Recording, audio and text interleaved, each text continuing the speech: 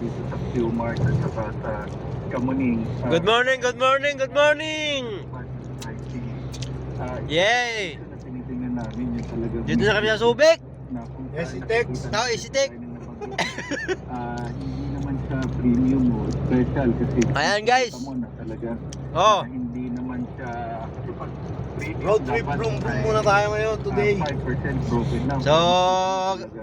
tuturuan ko kayo ng ng At, diskarte guys kapag inaantok kayo sa sa biyahe. Ganito lang yun, oh. 53 Ganyan lang, guys, oh. Diba? Nakakita ako ng Cobra. Cobra. Ayun din, oh, mayroon din siya, oh. Para maganda yung biyahe. Panlaban sa ano yun. Panglaban sa antok. So, hindi kompleto guys pag Cobra lang. Siyempre, meron tayong Nova! Oh, diba? Natuwa kayo, natuwa kayo. Maliban po sa Guys, inaaliw ko lang yung sarili ko, inaantok na ako eh. Tayo sa mismong Matutulog oy! ng palay. Walang tulugan!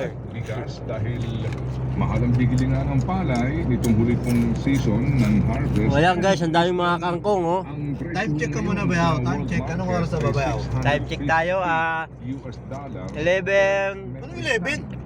7, sabi ko. Ang sabi ko, 7.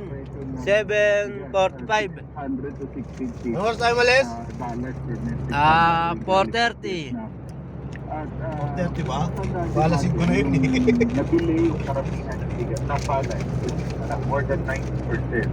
Nagsimula ito noong So, update ko kayo mamaya guys pag Ayun, no? malapit na kami sa Tugig. Galing ng abroad yan ah. Ang daming ano eh.